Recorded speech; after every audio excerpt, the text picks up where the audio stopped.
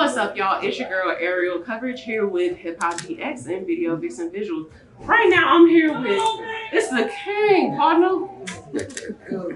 T.I.P. Clifford Harris, the one who created the Trap Music Museum, the one that created the trap music movement, pretty much. How are you doing tonight? Man, I'm great, man. It's an honor to be here, honor to celebrate Black businesses within our community and the people that keep this city of ours moving, rolling, and success for our people. Well, we want to thank you so much for all of your contributions to the culture, but the Trap Music Museum is something that's just so beautiful to me because, as you know, powers that they be might try to diminish trap music and its contribution to the culture. They try to say that things are a negative influence rather than a picture of the culture. Can you tell us a little bit more about how and why the Trap Music Museum was created?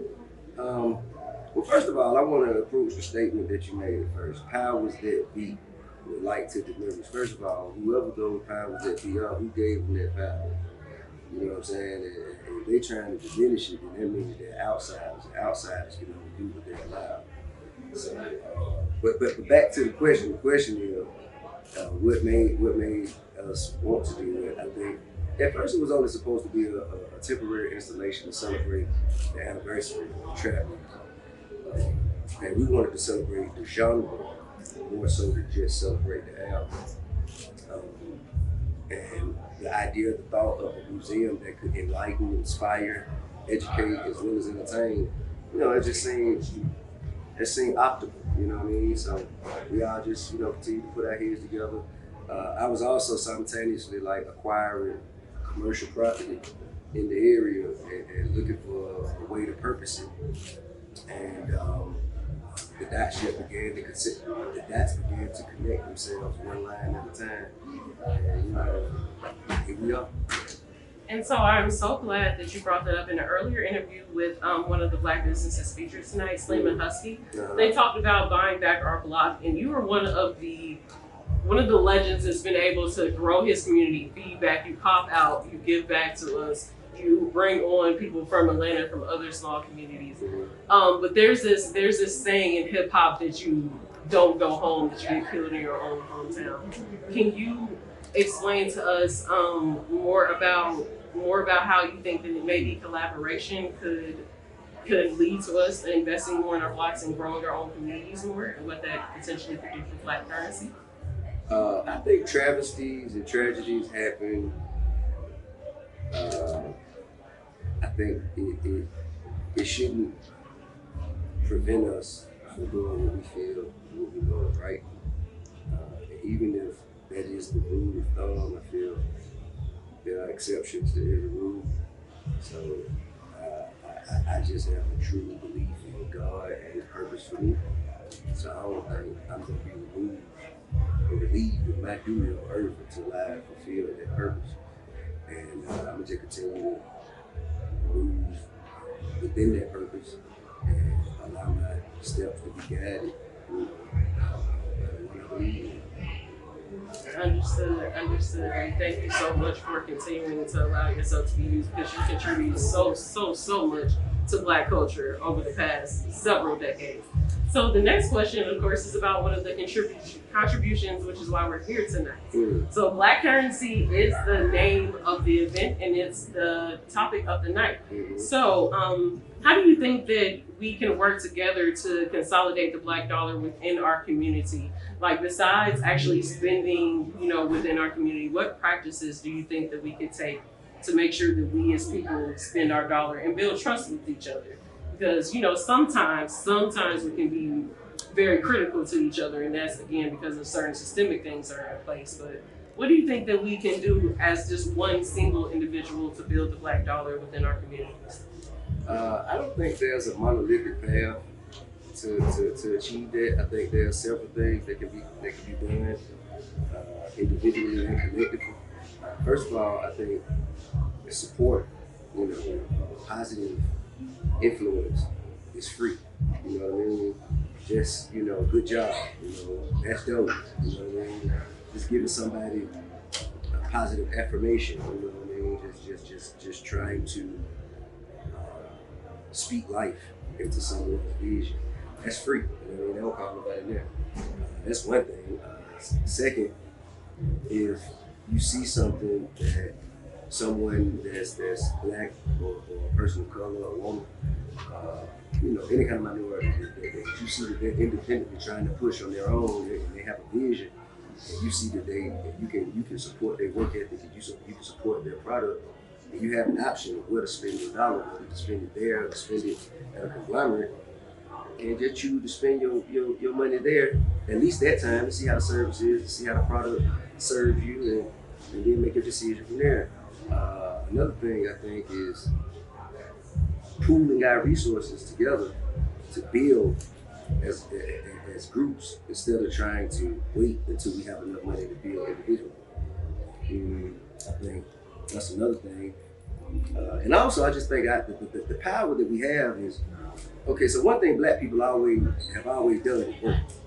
Some kind of way. We spend our time every day, everybody got the same 24 hours, and everything that we do in that 24 hours, we're gonna be paid for the effort or the energy that we apply to that time. What we do with that money, that's our power. You know what I mean? It ain't gotta be a lot of money. Everybody don't make the same amount of money, but everybody gets some money some kind of way. Whether you spend that money on things that are going to uplift and support the community, or whether you spend those things on things that's going to tear down and kind of deflate the power of the community, that choice is yours. You know what I'm saying? So just being mindful of that, knowing that, you know, whenever you place your dollar on the counter and buy a product, you voted for that product. And as you vote for that product, those companies and corporations, they tend to grow, expand, evolve, and, you know, become powerful and financially become in position to either do for or work against your community. You know what I mean? Just be mindful of that as you go out and you choose what you're going to do with the money that comes from the energy that you put into the hours of your day. I love all the insight that you just shared, but one of the main things I want to go back and highlight is that you talk about practical free ways to support each other, and I think that's one of the things that holds us back in actually putting in the steps to support each other, is that we get overwhelmed by all the things we want to fix about our community. Mm-hmm. And it really literally just does start with a retweet, a share, I want to try this, I'm going to support this, I'm going to buy this at full price, maybe if I have money to buy it. But it also doesn't take that, it just takes the actual support. So I have two more questions for you. One of them, the next one is about art. Mm-hmm. So one of the things I love about trap music in general is that it just, for me, it doesn't have to be an innately inspirational song. Like, I just actually posted this on Facebook. When I'm upset, I listen to some of your older songs every chance I get. Every chance I get, it really like motivates me to feel flawless. And trap back jumping, I actually had children and I took off time for entertainment and whatever to hype myself back up to be sitting here with you right now. I listen to trap back jumping very, very often. So both of your music and the art that is in this museum is this microcosm of the Black experience, and it's put in a way to inspire other Black youth. So can you speak on how your art and some of the art that is sponsored tonight, how it's used to inspire some of the youth both inside Black culture and outside of it? Well, you put so much thought into it. You know what I'm saying? Like, it seems so, you know, what you like, it seems so intentional. For me, it's, especially in the time of, it's just like, kind of like therapeutic. You know what I mean? I was just like, you know, venting, just speaking my mind, hoping that it reached the ears of somebody who could relate to some of the things that I'm saying. Everybody is sharing a human experience in this lifetime on this earth. No matter where you're from, no matter who you're related to, you know, no matter what culture or walk of life you come from, we all sharing a human experience. And I mean, we're kind of going through the same things at different times, within different groups, in different cities, kind of all going through the same things. And, you know, I think music is like an outreach mechanism to let everybody know that they ain't going through it alone. You know what I mean? So I think that was my purpose and intention. Some of it is a lot more thoughtful and introspective than others. Like, you know, songs like Still Ain't Forgave Myself, I Still Love You. You know, songs like Be Better Than Me, songs like Praying for Help. You know what I mean? Songs like Live in the Sky, songs like Dead and Gone. Like some of them are a lot more thoughtful. And others, it's just intangible display of energy that I'm just putting out there, man. Hopefully, hoping that it reaches the ears of someone who can relate to it. That is such a beautiful thought, and that's, I think, one of the most beautiful parts about creating art. You inspire us when you don't even necessarily, sometimes you're just venting, but you had a little random 17-year-old person in Missouri at the time listening to these songs, and it inspired me to finish my senior year so then I can get a full ride to Clark, Atlanta. And now I've been a citizen of Atlanta for the past 14 years. So like, how many millions of people did your pain turn into inspiration for, the lifeline for? Like, that is the beauty of the art, the beauty of trap music, the beauty of everything that you contributed to the culture. So again, I just want to say thank you for providing this space and for showing people what trap music can do. So I do have one last question, and hopefully this isn't a little spicy, but I asked other people too. So besides yourself, because you know, you have all your endeavors, all of your artists, who are some of your favorite Black businessmen or women? Man, so many. Let me see. Pinky, Slutty Vegan. Yes. Candy, and her husband Todd, Rashida and Kurt. Let me see. Toya and Red. You got Magic from Magic City. Mr. Magic. And Magic Johnson. You know what I'm saying? Oh, Magic. You got Big Will from down there, Roses and Restaurant 10 in the bank.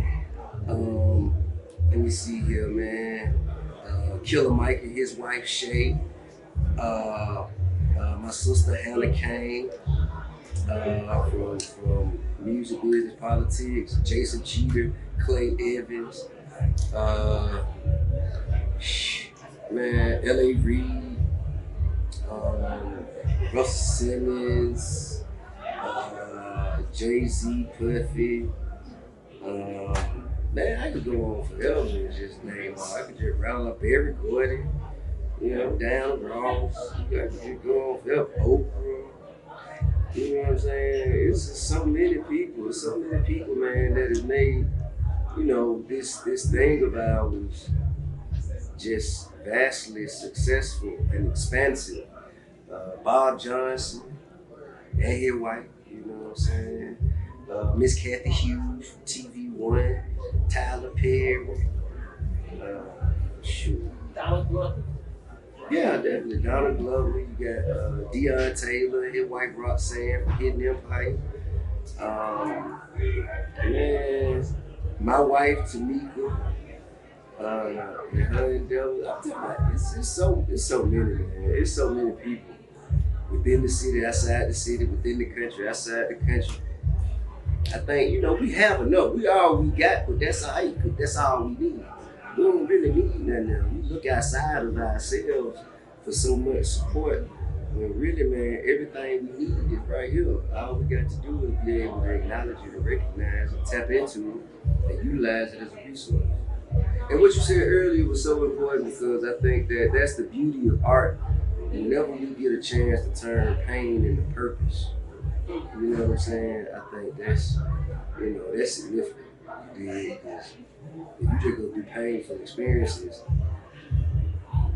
you can feel that pain is in vain. But if you get an opportunity to transform that pain into purpose, to where it affects somebody else and help somebody else, even if you don't know it, then that means that pain was purposeful, and actually you went through it and endured it. You know, you overcame it for a reason.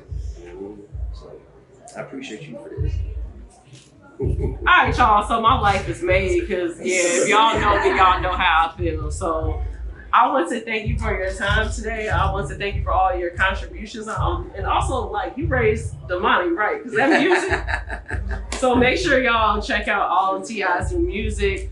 Make sure y'all check out his son's music. I'm gonna put a link to when I interviewed Tiny 5 years ago right in this video. And thank you so much for your time, for your contributions. Thank you. And can you say bye to the people? Give us a little sign off. Hey man, later on, y'all keep on keeping on, man. Trap music for life.